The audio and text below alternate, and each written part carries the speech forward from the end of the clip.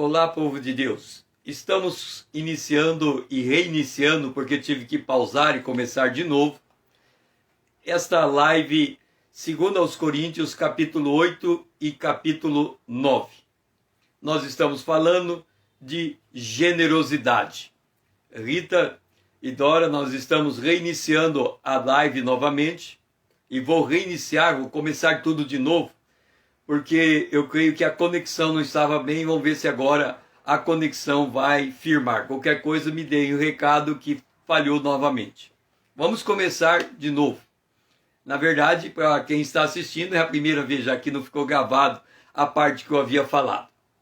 O apóstolo Paulo está ensinando a igreja de Corinto a ser generosa. Ponto. Ele usa de exemplo as igrejas da Macedônia, que aprenderam a ser generosos a partir da necessidade da igreja de Jerusalém. Ok? Então vamos entender esse quadro. Quando nós falamos de generosidade, nós estamos falando das condições financeiras de uma pessoa. Nós estamos falando da necessidade que a pessoa precisa de ter dinheiro na mão para fazer frente a um compromisso. É disso que estamos falando. Quando nós falamos de dinheiro e generosidade, nós estamos falando que o reino de Deus está envolvido tanto o aspecto espiritual quanto o aspecto material da vida. É disso que estamos falando. Quando Paulo diz às igrejas da Macedônia que a igreja de Jerusalém estava passando fome, as igrejas da Macedônia entenderam que eles precisavam levantar dinheiro para direcionar o dinheiro às necessidades da igreja de Jerusalém. É disso que estamos falando. Por que é tão importante nós entendermos isso? Porque quando estamos falando de generosidade e de necessidade, nós estamos falando do pobre absolutamente pobre, da classe média que também precisa e do próprio rico que também precisa. Por exemplo, o pobre absolutamente pobre, ele precisa de um abrigo, ele precisa de um sopão para que ele possa ter aonde dormir e para que ele possa ter o que comer, para que ele continue sobrevivendo. Esse é o pobre muito pobre. O generoso abraça essa causa. Também tem o pobre na classe média. Em que condição o pobre na classe média, ele precisa também de generosidade, de alguém que o ajude. Porque pobre é aquele que precisa de alguém maior do que ele, para que ajude ele em algo que ele não consegue resolver. Entenda, imagine você, alguém na classe média. Ele recebe salário, o orçamento dele está em dia, ele tem dinheiro na caderneta de poupança, ele tem uma vida regrada, está tudo em equilíbrio, ele não está devendo nada para ninguém. Ok? Existe no mundo dois sistemas que são, três. Existem no mundo três sistemas que são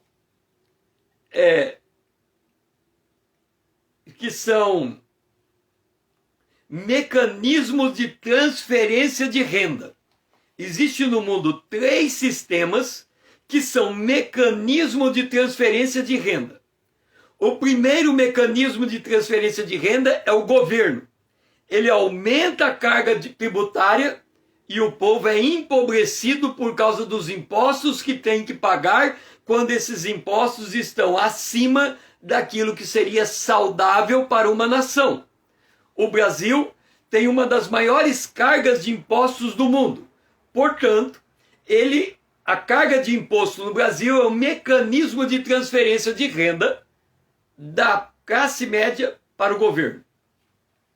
O segundo mecanismo de transferência de renda é o banco, o sistema bancário. Faz um empréstimo, compra um carro financiado. Você paga o carro para a concessionária e o dobro do carro para o banco. Então o banco é um mecanismo de transferência de renda. Quem pega empréstimo, quem usa cheque especial, quem usa cartão de crédito, está tirando da sua receita e muitas vezes do seu patrimônio e transferindo o seu dinheiro para o sistema bancário sem retorno. O terceiro mecanismo de transferência de renda é o sistema de saúde. A pessoa está tudo equilibrada, mas aí vem uma enfermidade e ela tem que queimar a sua poupança e muitas vezes até o seu patrimônio para pagar o atendimento de um mês. E aquele mês dissipa tudo. Lembra aquela mulher que chega a Jesus e toca ele pergunta quem me tocou? Ela diz, eu te toquei porque eu estava, não sei se 12 ou 14 anos, com fluxo de sangue, gastei todo o meu patrimônio na medicina e eu não fui curada. Uma transferência de renda, ela ficou empobrecida. Então é possível encontrar alguém na classe média que ele precisa da ajuda de alguém que é generoso para lhe dar o suporte e lhe tirar daquela situação difícil. Quando nós falamos de generosidade, é 12 anos que aquela mulher ficou no fluxo de sangue. Obrigado, Rita. Quando nós falamos de generosidade, nós estamos falando de alguém que dá o seu dinheiro e não cobra retorno. E isso é ser generoso. E ele conhece a causa, então ele vai dar o quanto é necessário. E o rico também. Por exemplo, na pandemia, a pessoa tem uma indústria, ela tem um excelente estilo de vida, ela tem dinheiro, ela tem prosperidade. Mas agora a pandemia fechou a indústria dela, ou fechou o comércio dela. Ela vai quebrar. E ela precisa agora de aporte de capital. Então ela também precisa de alguém generoso, porque ela pode ir no sistema bancário, pegar dinheiro a juro, mas de repente ela pode ter alguém que lhe dê o suporte financeiro para ela continuar caminhando.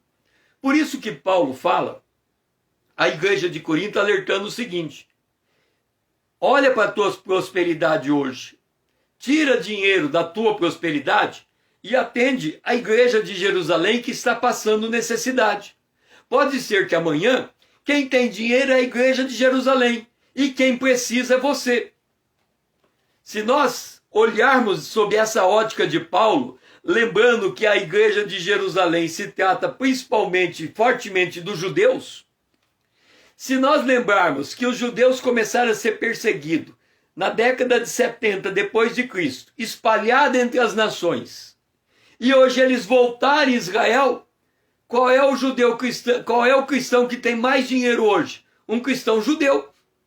Então hoje inverteu. Quem precisa de dinheiro é o cristão gentil e quem tem dinheiro é o cristão judeu. Percebe a lógica de Paulo? Quando ele fala assim, no tempo presente, a igreja dos gentios precisa carregar dinheiro para a igreja de Jerusalém. Mas hoje, se brincar, é a igreja de Jerusalém que tem que carregar dinheiro para a igreja gentílica, porque a situação está se invertendo. A prosperidade foi para Israel e o mundo está vivendo a pandemia. O fato é que nós precisamos entender a economia de Deus. Vamos entender a economia de Deus. Vamos supor que aqui a Rita mora em Londrina, eu moro em Londrina. Então nós dois estamos na mesma cidade. Então vou usar a Rita como exemplo para que vocês possam entender o que eu estou falando. Vamos supor que na cidade de Londrina só tem 2 crentes. O César e a Rita. Só 2 crentes. Ela sabe que eu sou crente, eu sei que ela é crente e não tem mais ninguém crente na cidade. Então só tem 2 crentes. Ok. Mas a Rita não me conhece muito bem, eu também não sei dela. Não sei da vida dela, ela também não sabe da minha vida. Cada um está no seu canto. E aí eu passo uma grande dificuldade. E porque passo essa grande dificuldade, eu não tenho hoje o que comer. Eu não tenho. Hoje eu estou sem o que comer. E eu oro a Deus, Senhor, exatamente no dia de hoje, eu não tenho dinheiro para um prato de comida. Não tenho. Estou sem comer. Olha o meu estômago roncando, Senhor. Aí Deus fica muito compadecido com a minha oração. Eu orei em nome de Jesus. Ele sente o ressoar do meu estômago, né? Eu passando fome aqui. E aí ele fala assim, César, é o seguinte, eu estou compadecido de você e vou responder a tua oração. Bom, está resolvido, César. Já te dei a comida. E eu estou passando fome, e ele já me deu a comida, e eu fico meio sem entender. Mas como ele me deu a comida? Eu estou passando fome, o senhor falou que ia me alimentar. Acontece que o anjo, em vez dele descer direto aqui comigo e me entregar o prato de comida, ele foi lá e entregou o prato de comida na mão da Rita. Mas a Rita não sabe que eu estou passando fome. A única coisa que ela sabe é que hoje ela de repente está com 2 pratos de comida. E ela olha para a mesa dela e fala, que coisa curiosa, todo dia eu moro sozinha, então eu sempre faço um prato de comida para mim. Mas por que será que hoje eu errei na quantidade, eu já servi o meu prato e sobrou um prato? O que está acontecendo? Deus, eu acho que tem algum erro, porque a comida multiplicou hoje. Será que deu? Você sabe que eu sempre faço um bife, uma colherzinha de arroz, uma colherzinha de feijão, mas hoje, sei lá o que aconteceu, e deu 2 colheres de arroz, deu 2 colheres de feijão e deu 2 bifes, mas eu continuo comendo um bife, uma colher de arroz, uma colher de feijão. O que aconteceu? E Deus está quieto. Aí ela, pera lá, eu sou crente e o César é crente. Sabe de uma coisa? Eu nunca convidei o César para almoçar na minha casa. Eu vou convidar. César, vem. Oi, eu sei que você é crente, eu também sou, a gente está tão distante um do outro, mas hoje eu estou pensando em você vir almoçar comigo. O que você acha? Joia, vou lá.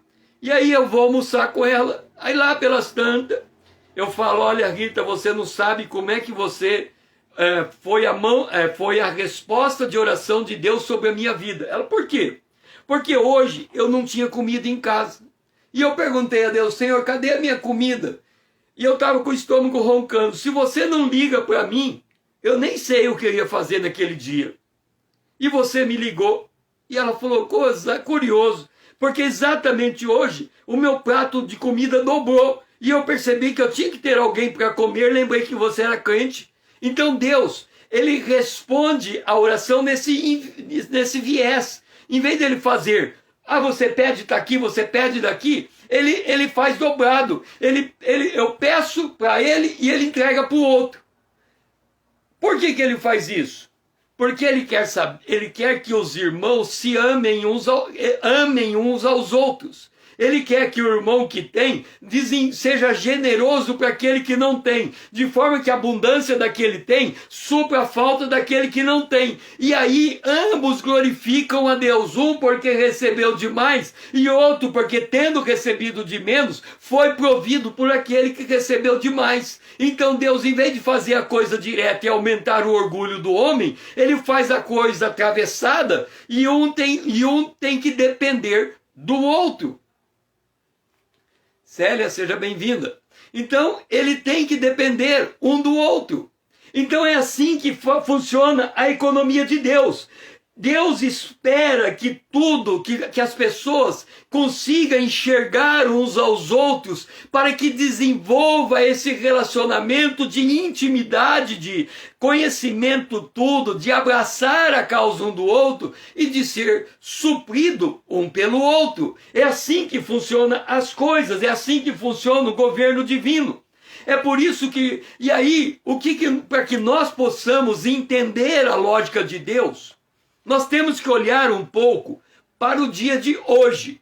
Portanto, não vos inquietais com o dia de amanhã, porque o amanhã trará os seus cuidados. Basta o dia o seu próprio mal. Então Deus está dizendo o seguinte, olha, vamos mudar um pouco a lógica.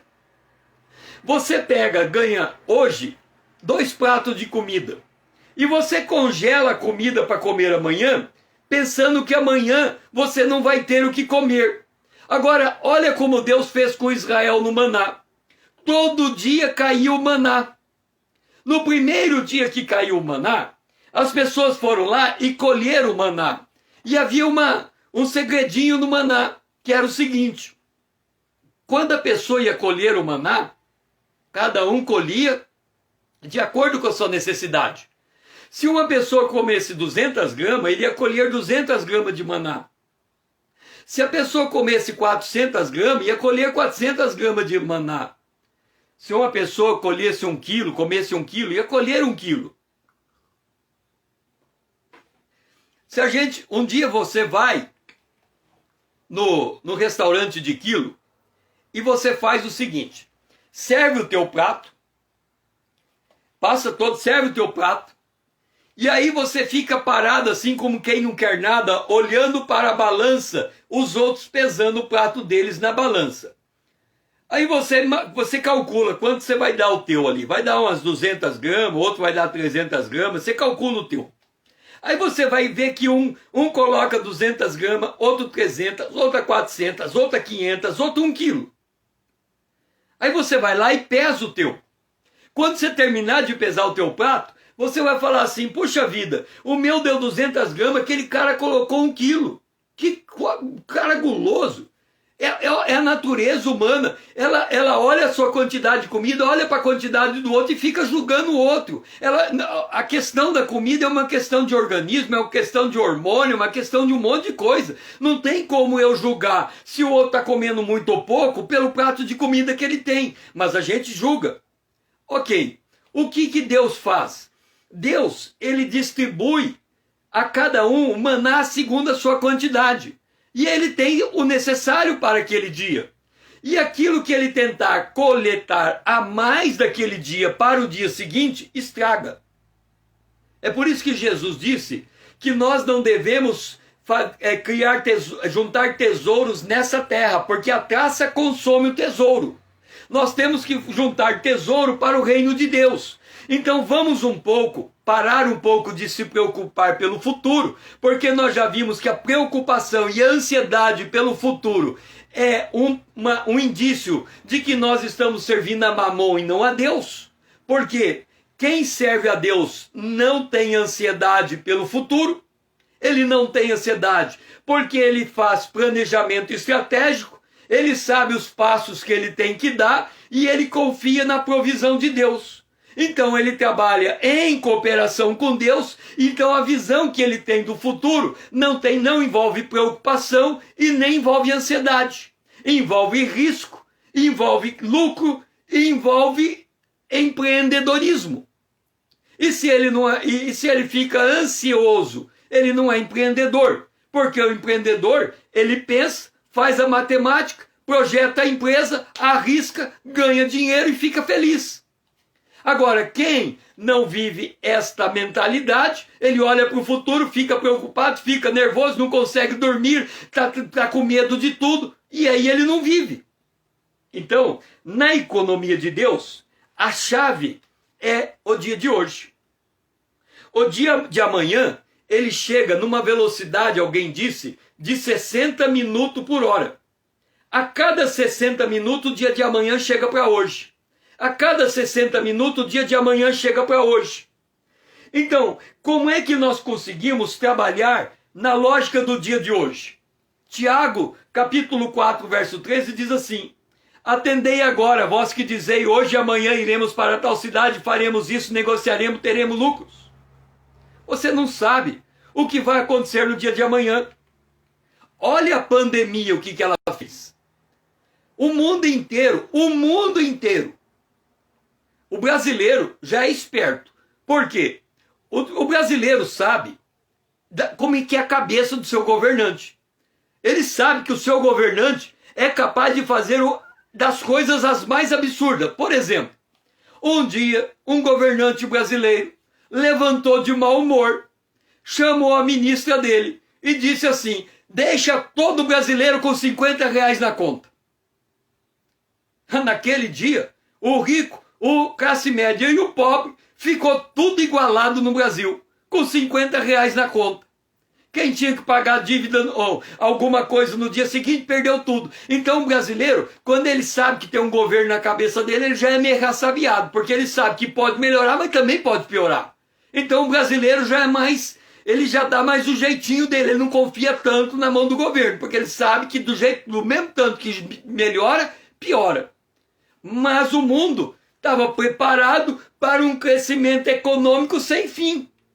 De repente vem a pandemia e o mundo cai na cabeça do cidadão.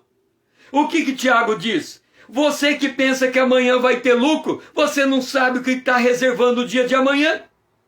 Agora, essa jactância é uma arrogante pretensão, porque toda jactância de achar que você pode controlar o futuro a partir do presente é maligna. O que Deus está dizendo?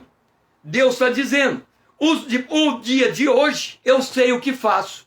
Se você está preocupado com o dia de amanhã, não devia. Porque eu tenho cuidado de todos os dias. O dia que eu crio, todo dia é um dia que eu crio para a minha glória. Então eu sei o que faço. Basta que você aprenda a confiar em mim e viver na minha dependência e enxergue o reino de Deus como um todo. E aí, nós temos que entender o que o apóstolo Paulo ensina em Efésios capítulo 2. Nós somos feitura dele, criados em Cristo Jesus para as boas obras, as quais Deus de antemão preparou para que andássemos nela. Entenda, todos os dias da nossa vida, que já se foram, que estamos hoje e que aponta para o futuro, se nós pudéssemos ir lá no céu, nós iríamos pegar o livro de Deus. E a gente sabe exatamente o que vai acontecer amanhã. Está escrito lá. Mas não está escrito lá somente o que vai acontecer amanhã. Lá está escrito o que vai acontecer amanhã e qual é a provisão de Deus para o dia de amanhã, assim como para o dia de hoje. Então, o dia de hoje é o dia que Deus abençoou e que nós devemos olhar para esse dia para saber o que Deus quer tratar conosco neste dia. Quando Paulo diz, você dê a sua oferta conforme a tua prosperidade, ele diz, o que aconteceu no dia de hoje? Você ganhou algo? Então, antes de gastar o que você ganhou, olha para a igreja de Jerusalém, elas estão precisando de ajuda, tira uma parte para atender a tua necessidade e a outra parte direcione para a igreja de Jerusalém, e assim você estará aprendendo a ser generoso. Porque mais bem-aventurado é dar do que receber. Se você é capaz de dar do que você tem, é porque você está reconhecendo que o que você tem é provisão de Deus, que você está debaixo do reino de Deus, que Deus está segurando a tua vida e que a sustentação da tua vida procede dele, e que se você tira do que você tem, você não empobrece, pelo contrário, você empobrece de fato, porque você tirou. Mas como Deus é o que provê o necessitado, do mesmo tanto que você dá, você recebe, e Deus faz com que você seja cada vez mais sábio na tua renda. Porque quando falamos de oferta, nós estamos falando de oferta continuada. Então nós precisamos de renda continuada para continuar ofertando oferta. Oferta pontual é quando você dá do teu patrimônio. Só que quando você queima o teu patrimônio, tem que ter um propósito muito elevado para queimar o patrimônio. Por exemplo, Barnabé queimou o patrimônio dele. Ele pegou toda a propriedade dele, vendeu, deu dinheiro para os apóstolos administrarem em favor da obra de Deus, e ele ficou sem nada. Mas qual foi o propósito de Barnabé vender tudo que tinha? Ele se apresentou como ministro da obra de Deus. E a partir daquele momento em que ele entregou o patrimônio, ele estava dizendo aos discípulos, eu entrego a mim mesmo a vocês, e aonde vocês mandarem eu vou, e aquilo que o sustento que vier está bom para mim. Um dia os apóstolos se reuniram com Barnabé e disseram, a igreja de Antioquia está crescendo, vai até lá e apresente um relatório para nós. E assim Barnabé começou a viajar, encontrou a igreja de Antioquia crescendo, percebeu que eles precisavam de um mestre, lembrou de Paulo, foi até lá, chamou Paulo, e ele e Paulo fizeram a primeira e me parece que também a segunda viagem missionária levando o evangelho. Então ele entregou todo o patrimônio dele porque ele ia viver do evangelho. A regra de Deus não é vender o patrimônio. A regra de Deus tem a tua renda e da tua renda tira a tua oferta e deixa uma parte da tua renda para atender a tua necessidade e a outra parte você oferta, para que isso não seja pesado para você. Se cada um fizer um pouquinho, todos se ajudam mutuamente e ninguém fica, e o peso não recai sobre uma pessoa em particular. Vamos entender então isso. Aos olhos de Deus, todos os nossos dias já estão construídos, a provisão já está dada, não há nada do que precisa ser feito. Aí você vai dizer, não precisa trabalhar? Precisa. Só que tem um detalhe, a sabedoria está. O que é sabedoria? Eu tenho que trabalhar, mas ninguém trabalha sozinho. Vou dar um exemplo. Eu tive uma situação que eu tinha uma pessoa que era muito competente, extremamente competente naquilo que ela fazia. Ela era estava debaixo da minha subordinação. E ela era muito competente. Só que um dia eu fiz uma pergunta para ela e a resposta que ela me deu foi essa. Eu faço desse jeito porque faz 10 anos que eu aprendi a fazer desse jeito e eu não mudo. Eu chamei o meu superior e disse assim para ele, infelizmente, por mais competente que seja essa mulher, eu tenho que demiti-la. Ele falou, por quê? Eu falei, porque eu não posso ter na minha equipe uma pessoa que não aceita mudar em nada. Que ela acha que o que ela faz, aprendeu há 10 anos, é o que tem que ser feito hoje, e ela não está disposta a mudar a sua maneira de trabalhar. Então eu não posso ter ela na minha equipe. Aí o meu superior disse assim, ok, deixe-me dar um jeito. E ele tirou aquela pessoa da minha subordinação e colocou na subordinação de uma outra pessoa.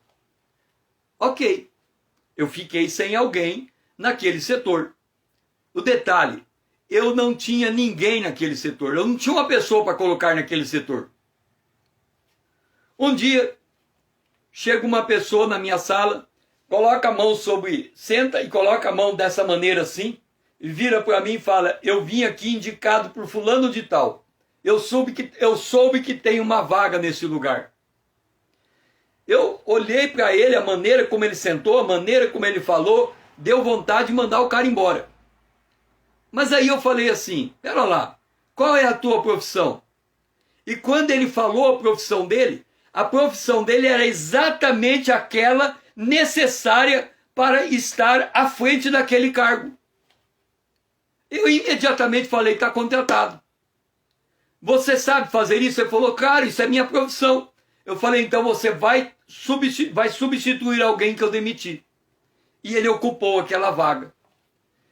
E ele trabalhava o dia inteiro assim, ele olhava de um lado, olhava do outro, olhava de um lado, olhava do outro, ele não se movia. Eu entrava na sala e via ele sentado na mesa e a cabeça dele só movimentando para um lado e para o outro. Eu cansei de pedir para minha secretária ir lá na sala dele examinar se ele estava trabalhando, porque parecia que ele não trabalhava. No setor dele, passava 20 mil processos por ano. E ao final do ano, nenhum processo estava parado no setor dele. Estava tudo em dia. E a secretária voltava para mim e dizia, César, eu já procurei tudo, está tudo em dia. Eu falava, mas eu não vejo o cara trabalhar. Ele o tempo todo está olhando para o lado. Cara, eu não ficava lá do lado dele. Eu não sei como é que ele trabalhava, mas ele sabia administrar o setor. E ele sabia fazer os despachos. E ele era muito rápido nos despachos. O que eu estou querendo dizer com isso? Quem é que trouxe aquele indivíduo para ocupar aquele lugar quando eu não sabia quem colocar naquele lugar? Foi Deus. Então, quando nós estamos falando de que nós precisamos de Deus, da bênção de Deus, para entrar em cooperação conosco, é nesse sentido. Deus supre as nossas necessidades de maneira que a gente nem consegue imaginar. Por quê? Porque as obras de Deus estão concluídas desde a fundação do mundo. Entenda isso. Quando Deus organiza as coisas, Ele organiza de tal maneira que Ele não precisa fazer mais nada, está pronto. Ele já organizou o mundo. Então o dia de hoje já tem a sua provisão para nós. O problema é que a nossa ansiedade, o nosso medo, a nossa preocupação impede de enxergarmos o que Deus está fazendo em nosso favor. E ao fazermos isso, nós vamos perdendo a capacidade de resolver as coisas que são colocadas para nós fazermos, porque a gente fica cego olhando para nós e não olha para os cuidados de Deus em nossa vida.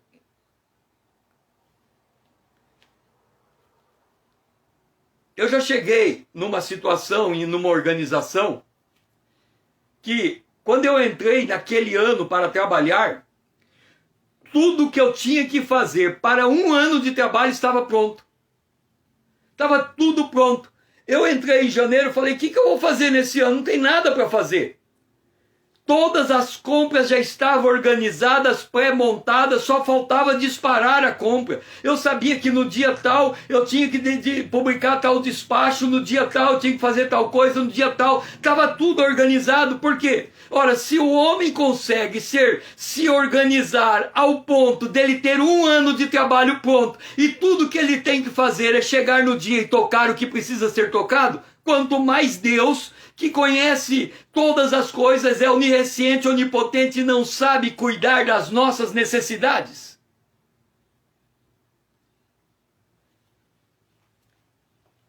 Nós temos que entender que nós não estamos sozinhos no planeta Terra.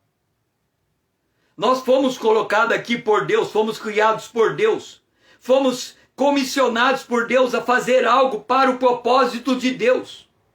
E quando nós encontramos a razão pela qual nós estamos aqui, todas as coisas contribuem conjuntamente para o bem daqueles que amam a Deus, daqueles que são chamados segundo o seu decreto. As coisas começam a girar, as coisas começam a correr. Nós temos que pedir que Deus abra os nossos olhos. Isso mesmo, Rita. A gente tem que pedir para que Deus abra os nossos olhos. Nós temos que entrar em contato, porque Ele sabe de tudo. Mas Ele quer a nossa cooperação, a nossa voluntariedade. E quando nós nos colocamos a sermos generosos, é porque nós estamos olhando sob a ótica de Deus. Como quem diz, Senhor, será que eu estou sendo instrumento para abençoar o meu irmão e não estou percebendo?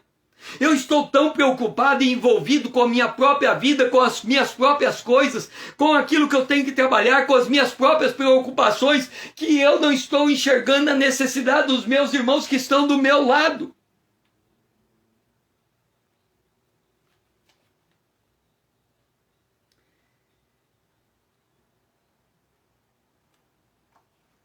O salmista diz: os teus olhos me viram, a substância ainda informe, e no teu livro foram escritos todos os meus dias, cada um deles escritos e determinado quando nenhum deles havia.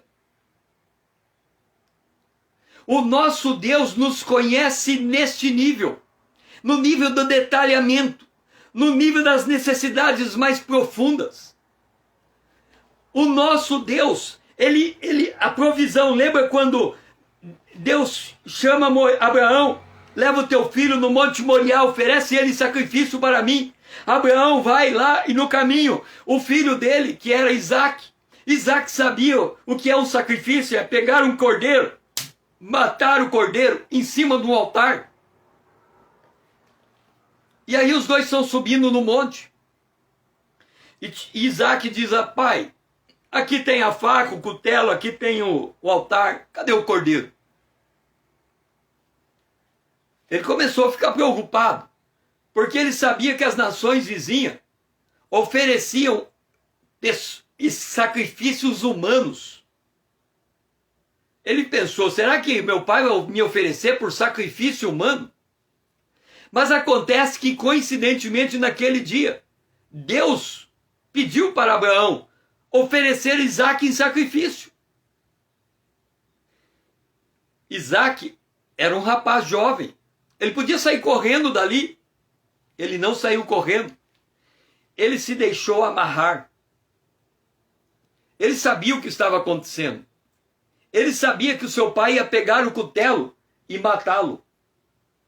Agora entenda a lógica de Abraão. Deus havia dito a Abraão: Abraão, o teu Isaque, o teu único filho é teu herdeiro. Herdeiro do mundo material, herdeiro de Canaã. Se Abraão mata Isaque, ele não é herdeiro de coisa alguma, ele morre. Mas Abraão ouviu Deus. Ora, ele falou para eu matar Isaque. Mas Deus falou para mim que Isaque vai herdar essa terra. Um morto não herda essa terra.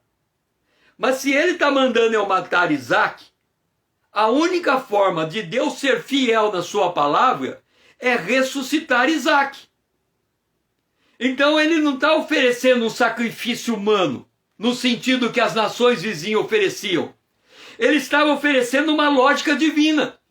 Eu mato Isaque, o sangue de Isaque cai, eu olho para o céu, olho para o meu filho e digo: e agora, Deus? Está aí, está morto.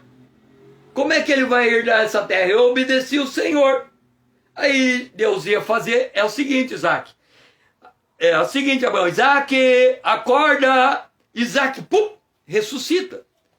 O autor aos Hebreus diz que foi essa a expectativa de Abraão. Ele esperava que Isaque fosse ressurreto. Mas quando ele levanta o cutelo, Deus diz: para, Isaque, para, Abraão. Agora eu sei que você sacrifica o meu filho. Dá uma olhada para o lado. E lá está o cordeiro. Lá está a provisão de Deus. Para que nós possamos encontrar a provisão de Deus, nós temos que matar o nosso ego. E para matar o nosso ego, nós temos que nos amarrar em cima do altar. As pessoas, quando estão em tribulação, elas não ficam amarradas dentro da tribulação. Elas querem sair de qualquer maneira. Elas não querem saber se aquilo é prova de Deus, se não é. Tudo que elas querem saber é se ver livre da provação. E quem corre atrás desse tipo de solução de curto prazo, desse tipo de situação que não para esperar a interveniência de Deus, não experimenta nem o livramento de Deus e nem a provisão de Deus. Porque ele está cego no seu entendimento. E sem fé é impossível agradar a Deus. O que nós temos que entender? Deus diz: eu sei que pensamento tenho a vosso respeito, diz o Senhor. Pensamentos de paz e não de mal, para dar o fim que desejais. Ele está dizendo o seguinte: quando você estiver dentro de uma prova, não me culpe. Pelo contrário, confie em mim. Porque eu sei porque você está passando essa prova. É para você ter a tua fé aperfeiçoada, você receber a vitória e você testemunhar o poder de Deus. Então não saia da tribulação. Espera em Deus.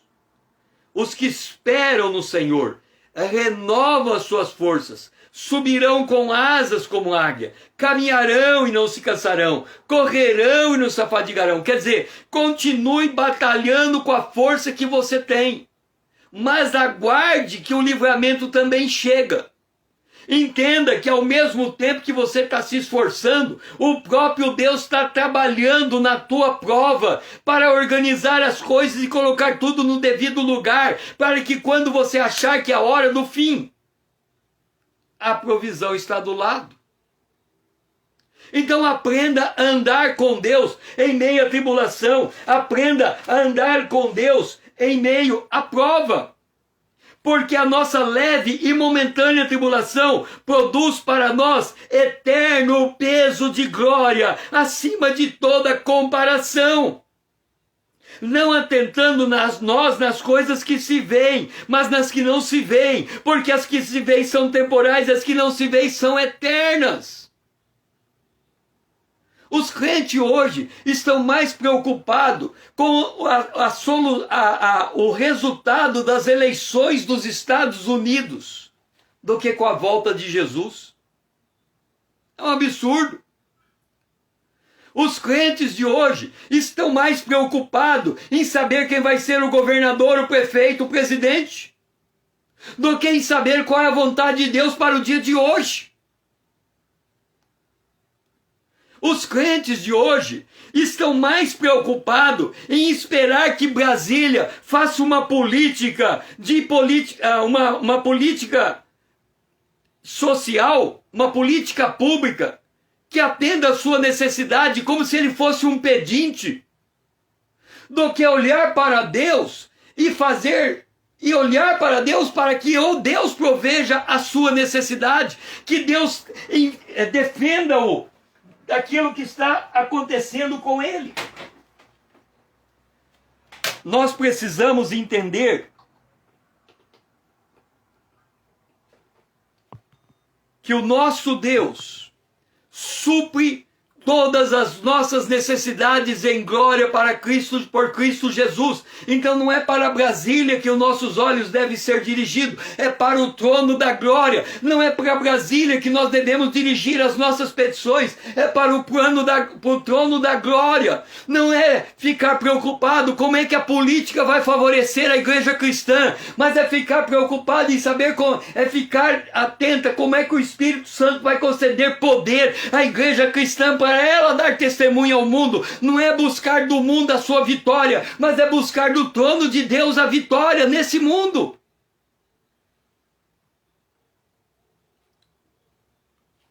É por isso que Jesus, ele é a vida, e nele está a vida, e a vida que está em Jesus é a luz dos homens. Jesus disse: examine as Escrituras, porque julgais ter nela a vida eterna, e elas falam de mim. Nós devemos entender o dia de hoje como um dia repleto dos cuidados de Deus. E nesse dia, ou somos pobres e precisamos de ajuda, ou temos alguma riqueza para ajudar quem é pobre. O fato é que nós não estamos sozinhos. O fato é que nós precisamos de um dos outros. O fato é que nós temos que nos abraçarmos mutuamente.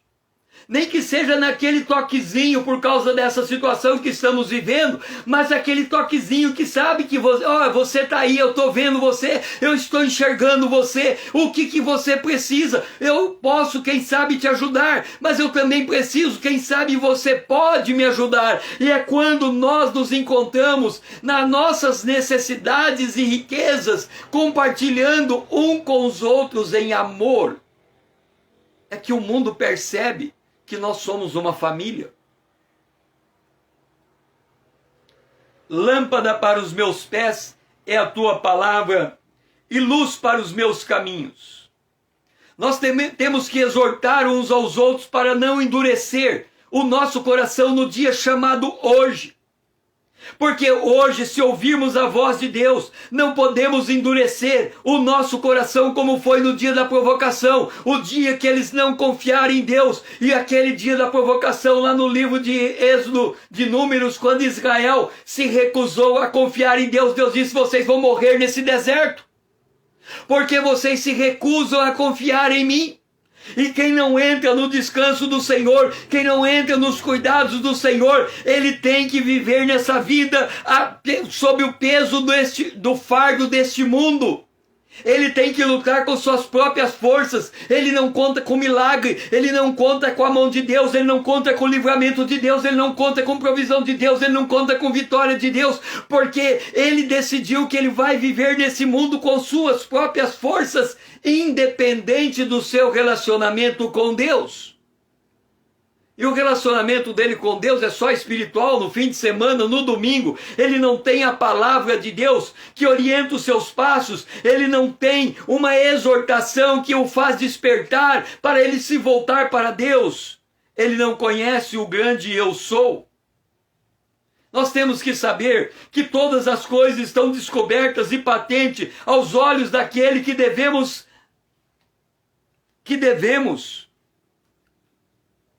prestar conta.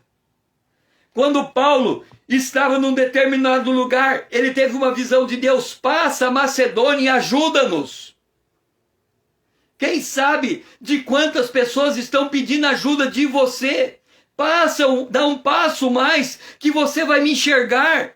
Eu estou esperando você sair da tua zona de conforto e dar um passo mais para estender a mão e me encontrar. Eu estou precisando de ajuda. Eu pedi ajuda a Deus e Deus disse: a ajuda vem por intermédio de você. Agora eu nem sei ainda quem você é, enquanto você não se revela, enquanto você não se dispõe a estender a tua mão.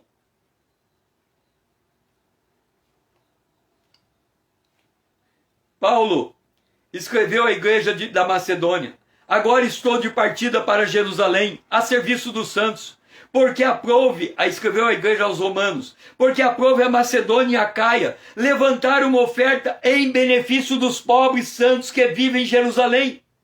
Isto lhe pareceu bem, e mesmo lhes são devedores, porque o evangelho veio de Jerusalém, e eles queriam compartilhar os seus bens materiais com Jerusalém. Porque se os gentios têm sido participantes dos valores espirituais de Jerusalém, eles também devem servir Jerusalém com seus bens. Esta é a mudança que o homem generoso faz. Ele percebe que assim como ele serve a Deus que é espírito, esse Deus que é espírito lhe colocou em um mundo material. E ele lhe deu uma certa prosperidade material, para que ele no mundo material ajude o homem que precisa da ajuda material para continuar caminhando e crescer no mundo espiritual. Porque no reino de Deus não há diferença entre o mundo material e espiritual, já que tudo faz parte de um mesmo reino.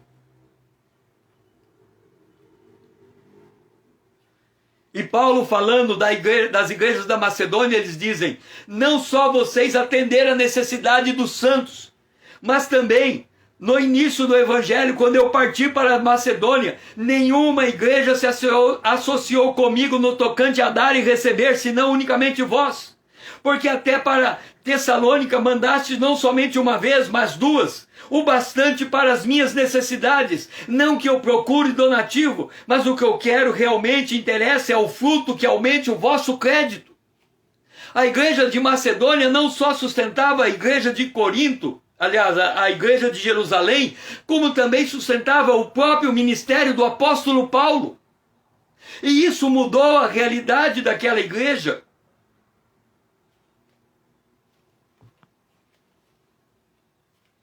Então vamos rebobinar a nossa fita. O dia de hoje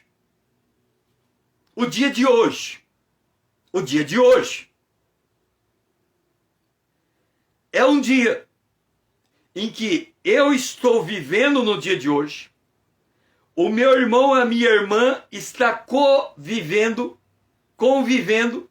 no mesmo espaço e no mesmo ambiente em que eu estou vivendo. E no dia de hoje, há uma aparente injustiça. Eu tenho bastante. O meu irmão tem pouco. A minha irmã tem ainda menos. Todos que estão passando por alguma luta estão pedindo algo a Deus, porque Jesus disse que a nossa oração tem que ser feita ao Pai. Hoje é dia de eleições. E muitos pastores orientam as suas igrejas a votarem bem representantes que sejam honestos, etc. e tal. Porque eles entendem que são esses homens que vão poder retribuir à igreja, porque a igreja votou neles, dias de mansidão. Só que a palavra de Deus ensina que a igreja não é para votar como forma de ser retribuída em dias de paz, mansidão e tranquilidade. Ela vota porque ela é cidadã. Se ela quer ir lá votar, ela vai lá e vota. Ela precisa votar, que no Brasil é obrigado o voto.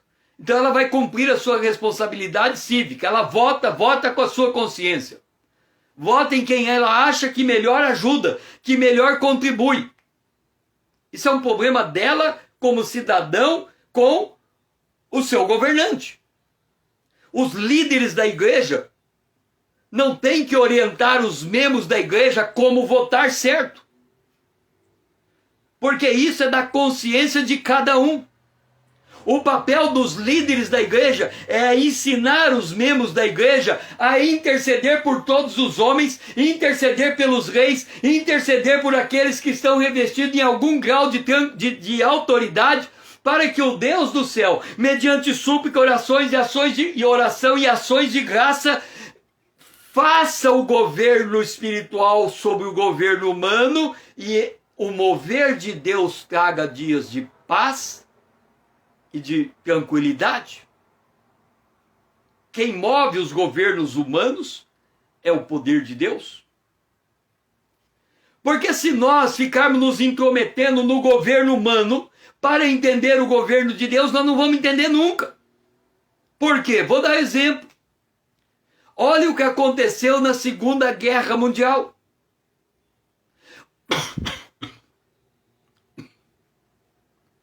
Na Segunda Guerra Mundial, um povo massacrou outro povo. Vocês sabem quem é o povo que massacrou outro povo. Aquele povo que foi massacrado, que morreu, de forma mais terrível que alguém pode imaginar. A guerra terminou em 1945. 3 anos depois, aquele povo ganhou a sua própria nação e estão lá até hoje esperando a volta de Jesus. Agora eu pergunto para você, você votaria naquele governo que fez aquela atrocidade contra aquele povo? Jamais! Mas Deus usou o que há de pior no homem para extrair o que ele tinha de propósito mais elevado. Então a lógica de Deus não é retilínea como a gente pensa, que votando nesse ou naquele candidato, ele vai lá e vai fazer uma matemática tal que o benefício vai voltar para nós. Não é assim que funciona. Isso é muita simplicidade. É simplório demais acreditar que o mundo funciona nessa lógica matemática. O que movimenta o poder no mundo é o poder de Deus, porque Ele é o grande soberano. E o que movimenta o coração de Deus é a intercessão do seu povo. Então voltamos para o dia de hoje. No dia de hoje, nós encontramos graus de injustiça. Alguém é rico, muito rico. Alguém é pobre, muito pobre. Só que quando nós não entendemos a lógica do reino de Deus, achamos que o rico é muito rico, ele é o opressor, e o pobre, muito pobre, é o oprimido. É assim que a pessoa enxerga. E quando ela enxerga o rico, muito rico, opressor, e o pobre, muito pobre, oprimido, o resultado disso chama luta de classe. O pobre combate o rico e o rico combate o pobre. Como que o pobre combate o rico?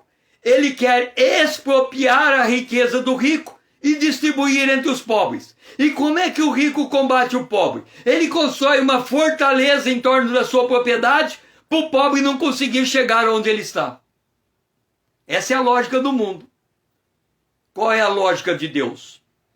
Ele faz o rico ficar cada vez mais rico para que na sua riqueza ele possa suprir a necessidade daquele que está cada vez mais pobre.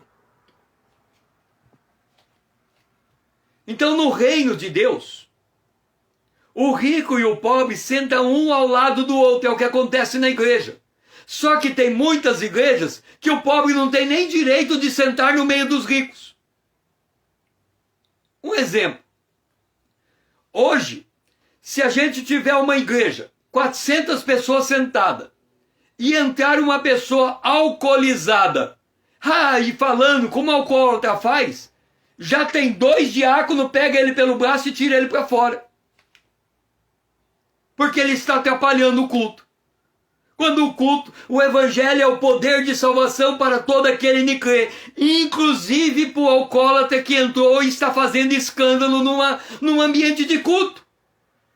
Mas o homem perdeu, o homem que vai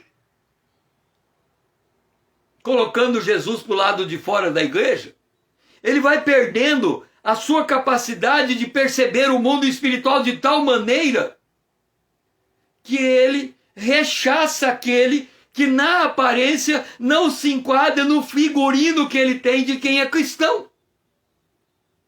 Mas quando o generoso senta numa igreja, ele senta do lado de alguém, do rico, muito rico, senta do lado do pobre, muito pobre.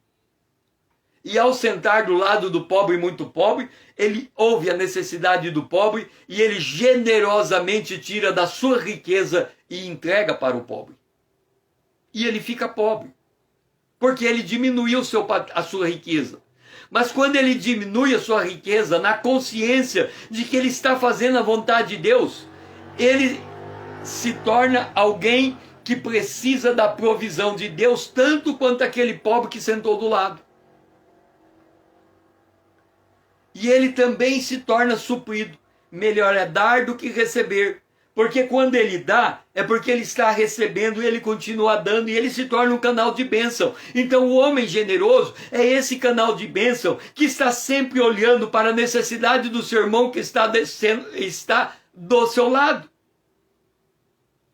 É por isso que Paulo usa as igrejas da Macedônia na sua extrema pobreza. Diz assim: eles estavam em muita prova de tribulação, no entanto havia abundância de alegria. Eles estavam passando por profunda pobreza, no entanto havia grande riqueza de generosidade. O que é que eles descobriram? Eles descobriram que Deus usa quem tem para suprir aquele que precisa.